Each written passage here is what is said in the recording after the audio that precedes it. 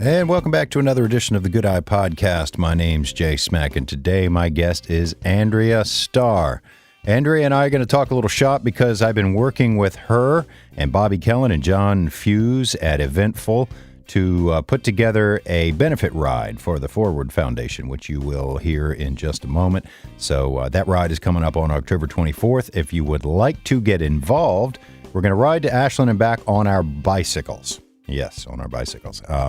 But there is also a virtual ride. We're going to talk all about it. You don't have to do the ride to Ashland and back. You can ride around the block or do whatever you want. We're making it accessible to just about everyone. So anyway, listen up and hit us up if you'd like more information or to get involved. So here's my conversation with Andrea Starr, director of the Forward Foundation, on today's Good Eye Podcast.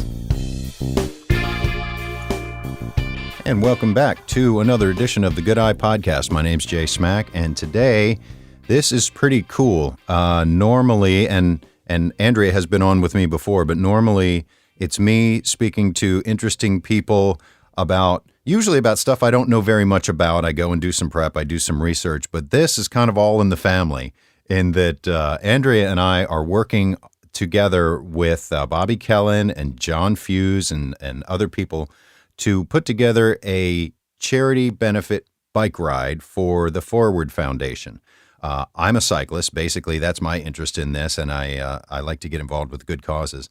And Andrea is the CEO of the Forward Foundation. So let's go ahead and get into it. We thought we'd answer a bunch of questions. We've been having some conversations on various media outlets, radio, some TV. That was kind of cool, huh, Andrea, over at CBS 6? Very cool. But usually with those things, as is to be expected, they give a couple minutes to good causes in the community, and then you're kind of in and out really quick. So we thought we'd kind of walk through some of the questions that people might have. So, Andrea, why don't we start with you and sort of give people an idea of what it is that we're doing here, why we're doing this, what the Forward Foundation is, who it helps, and why it's such a great cause. Yeah, well, thank you, Jay. I love talking to you. I love being able to work with you, and I appreciate the opportunity to come and be a part of this. So, as many of you know, and maybe many of you that don't, who are we? The Forward Foundation works to assist and empower single parents that are moving forward from a crisis to a stable, more independent future for themselves and their children. And we are working with single working moms, again, in a financial crisis. And the goal is that we want to be able to assist them in a way that is going to allow them to continue to be able to work and provide for their children. And that means that we are going to step in and we are going to provide a child care subsidy to these moms to help provide them a little bit of financial flexibility and freedom to take care of what they need to take care of. But also we provide them with educational workshops. And, why is this so important? Because navigating single parenthood is really hard. And even more so when you're dealing with a financial hardship. So many of these moms that we work with tend not to have ever been in the position that they've had to reach out and ask for assistance. And that's hard. That's hard when you're typically the fixer. You're the one that's handling everything. And many times it's uncomfortable. So we want this group of women to know that there is support available to them, that they have a valid reason to reach out, and we want to be able to support them and empower them that times might be tough right now, but we can work with you and help you to get you through to the other side. And that's our goal. And when you have the number of households, which is 1 in 4 statistically, that are led by single parents, and 81% of those are single moms, it really resonates that when you hear those numbers, how high that community is, how large that community is, and why it's so important that we are there and offer support to them. They're doing everything they can. These aren't moms that are relying on other avenues to help get them through. Honestly, they don't qualify for any of that. And that's the concern, is that they need it temporarily. And the goal is, we want, again, to for them to be able to keep working. um, so it's okay for us to reach out, and it's okay for them to ask for assistance, and that we support them in that way. Well, you touched on a couple things. One is that they don't always reach out for help, which is something you don't really think about. You know, that these moms, and really, if it's 1 in 4 led by a single parent, and 80% of those being single mothers, 1 in 5 households being led Right. by a single mother.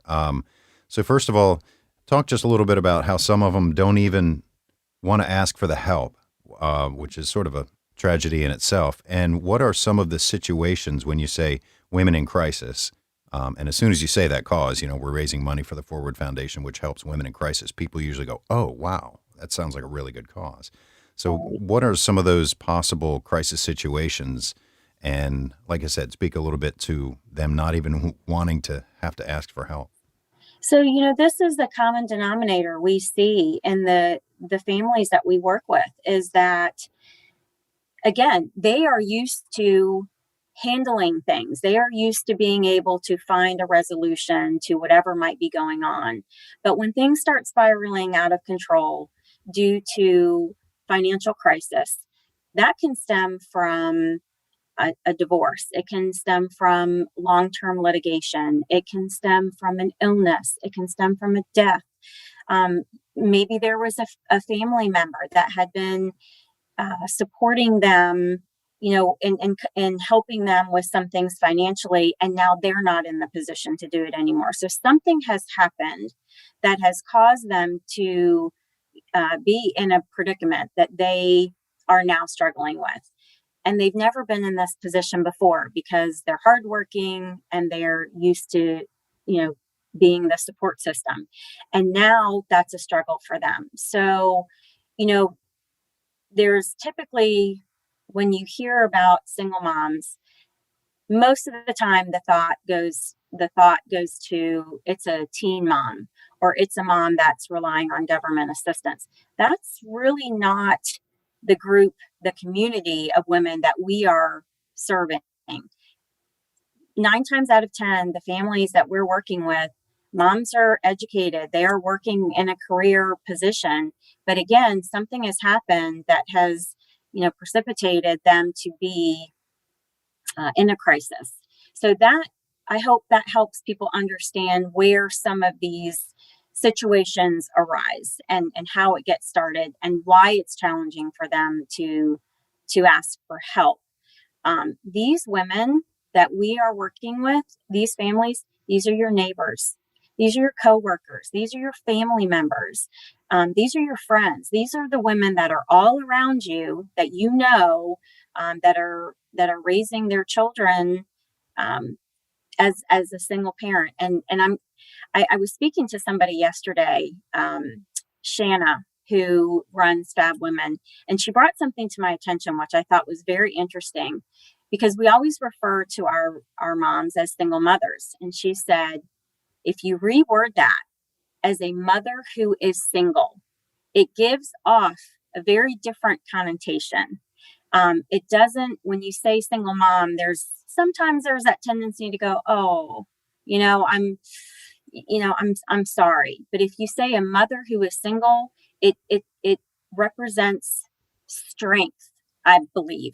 It comes across very differently, and that was never pointed out to me. So I wanted to share that too, because if we just switch and reverse those two words, it really does come off very differently. So we are helping mothers who are single, who are doing everything they can, um, to be able to provide for their families, but they are currently in a situation where they need some help.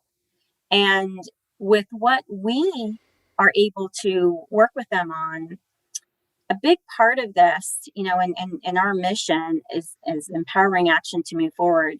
We are there for support, we are there to educate, and we are there for empowering. And how does that work? Well, it works that we are able to provide them a child care subsidy, so there's some financial support.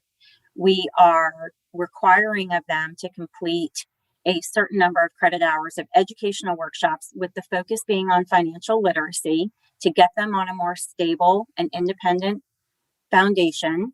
And the empowering part comes in that as they go through this program, they come back, they go through it, and they're coming through the other side, and they're seeing how strong they were, that they found strength that they never knew they had. And they come back to assist other moms that are going through the same situation. And that's a very empowering feeling for someone who's gone through something. You've made it through, and now you're able to offer assistance to somebody else.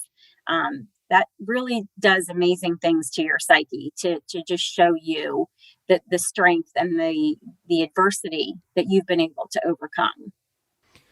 Um, the last fundraiser, I believe it was the gala, right? Was that in It was. February? It was. It was in February. That was the launch of our rebranding. Right before COVID. So COVID hits. What has that done to you and the organization? Obviously, as far as fundraising and being able to provide resources. And have you heard from many more mothers who are single needing your services as a result of COVID? So you guys are kind of in a catch-22 there with, fewer or, limited resources and even more mothers in need of your services. So I'm so glad you asked me that, Jay. That's a really important question, because since that period of time, because our COVID hit 2 weeks after our gala. And since that period of time, it's been about 6 months, 5.5 months now. Our families have increased by 30%. And we anticipate those numbers to continue to rise. And that's why this fundraising effort is so important to us. We had planned an event in the summer that had to be canceled, a fundraising event, due to the venue not opening up to the public until next year. We had also planned a fall gala that we had planned right after, it was to take place, and we had already reserved the venue after our initial launch in February, and that had to be canceled. So, as a nonprofit and every other business that's going through this pandemic right now, and yes, the nonprofit is a business, it it has affected us all. It's made a huge impact on us. And for a nonprofit specifically, fundraisers are a huge source of revenue stream for us. So when we aren't able to do that, that impacts our organization and us being able to continue our program, long term. We have to have that funding. So that's why this fundraiser is so incredibly important. And again, we had to, the women in our program have, that has increased our participation by 30%, and phone calls are coming in every day. So we want to be able to support these women. We want to be able to continue our program, but we can't do that, obviously, without that revenue stream coming in. And,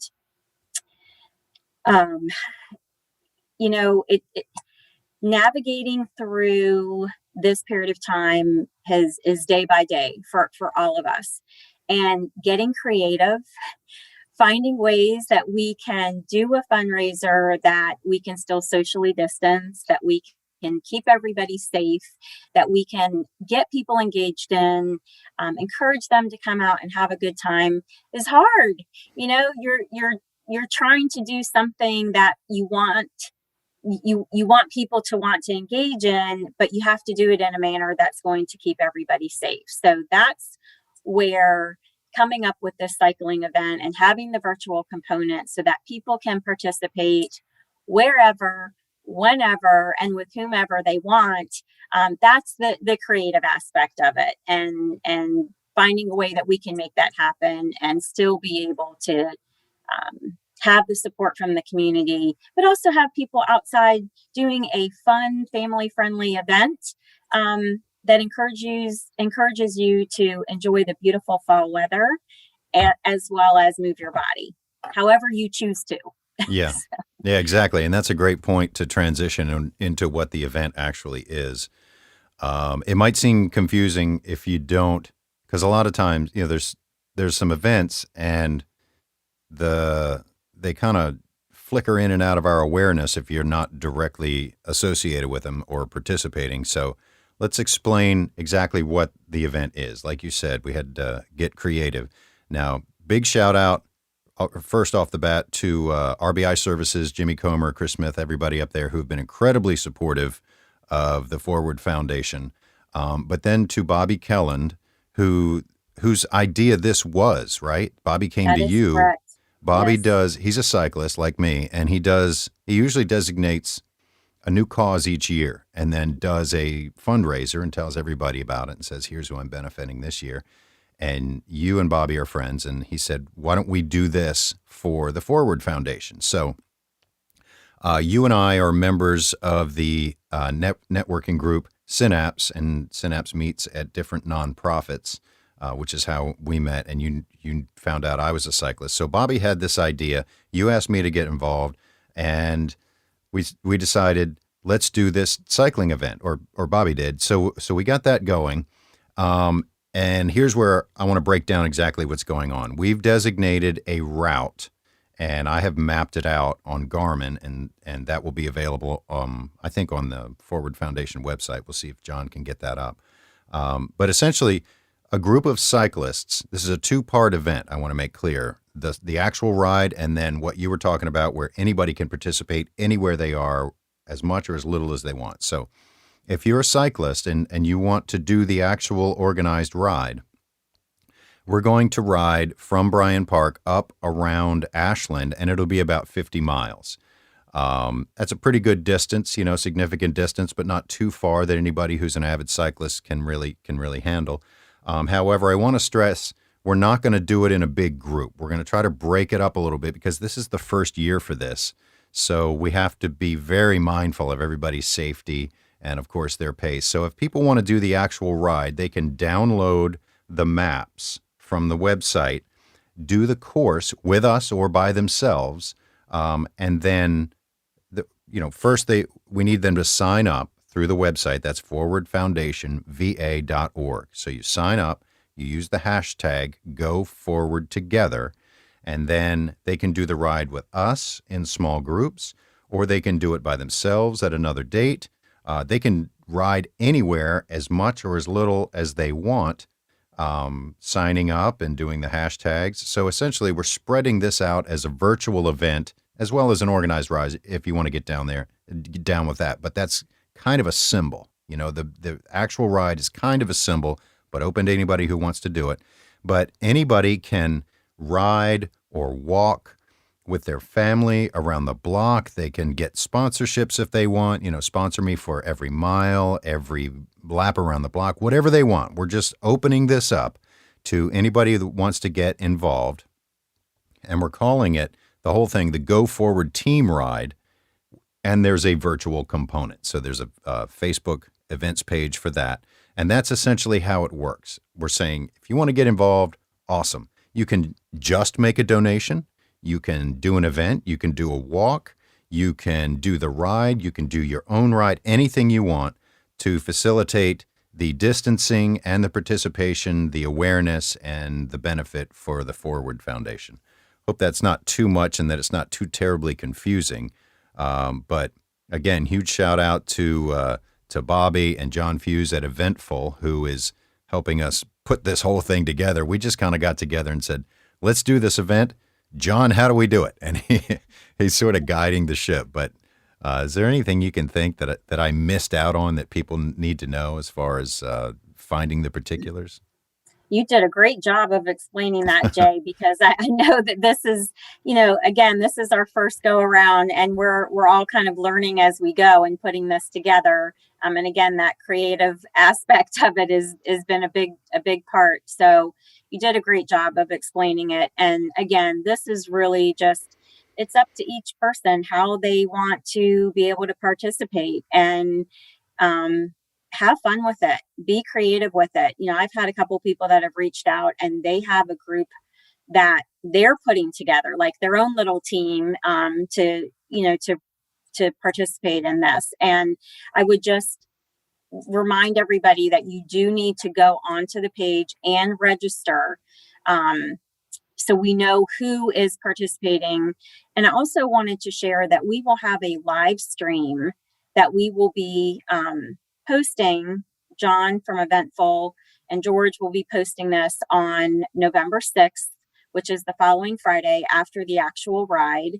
And we will have live footage from the event. Our sponsors will be represented and featured on the live stream. We'll have our pictures that people have sent in with hashtags that we'll be able to share with everybody. So for those that, want to be able to see the whole thing together, that'll be the opportunity, is to do that on February 6th. And we'll have more information that comes out about that.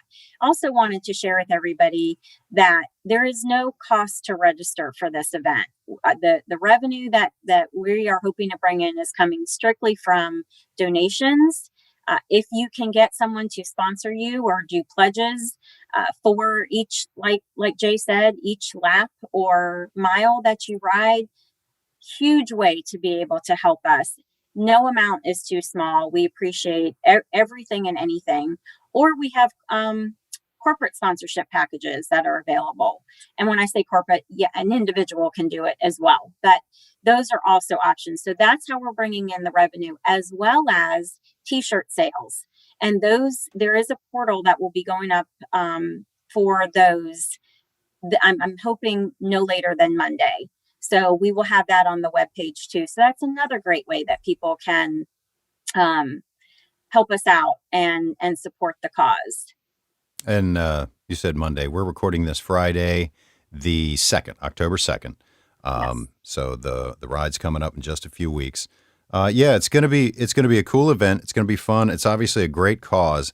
And as I mentioned, this is the first one. And hopefully we do it year after year, in a more, I guess, inclusive fashion where we can kind of all get together and share in the enthusiasm. I do a few rides similar to this, and that's always the coolest part, is that, you do the event, but then when everybody gets together in support of the cause, that's when you really feel it, and you definitely get a charge out of it. Of course, you're helping a great cause, but you're doing something that's good for you as well. And I hope it's going to be really cool and continue to grow and have more and more awareness and sponsorships and things of that nature for the Forward Foundation.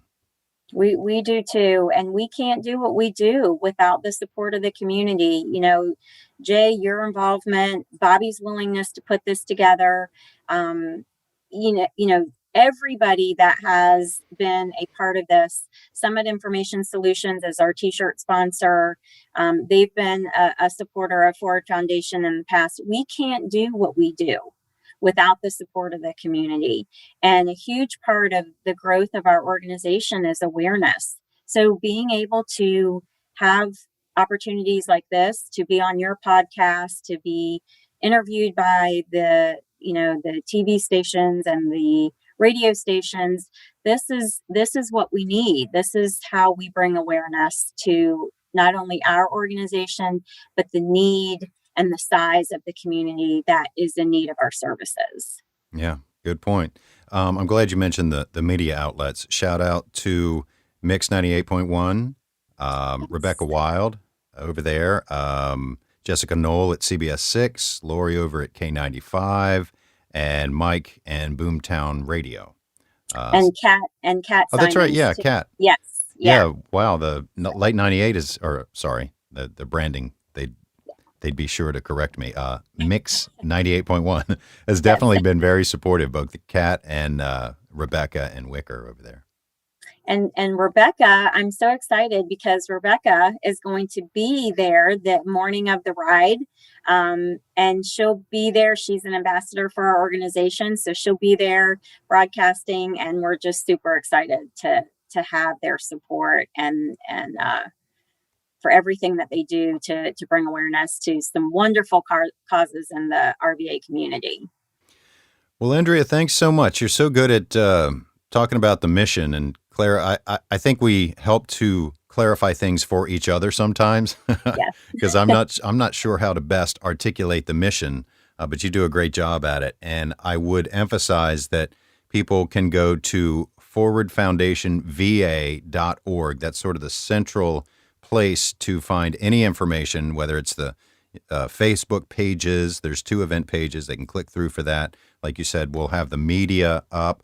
I'm going to try to do some GoPro recording during the actual ride, which ought to be interesting. But I'm looking forward to the event, and we're sort of bringing the plane in for a landing here, at least temporarily, because this work really never stops. But thanks for taking a few minutes and clarifying some things this morning.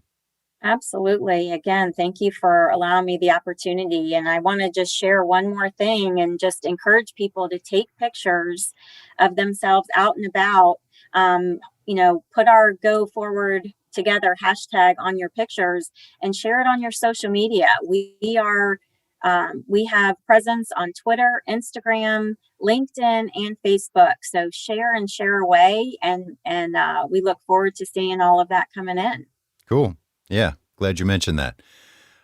Cool. So thanks again, Andrea, and hopefully we'll get some more participation. We'll see everybody the day of the ride, October 24th. Sounds awesome. Thank you so much, Jay. My pleasure. Yeah, thanks for being here on the Good Eye Podcast. Thank you, Andrea, once again. And of course, like we talked about, you can go to forwardfoundationva.org for more information, or you can email me directly here at goodeyepodcast@gmail.com.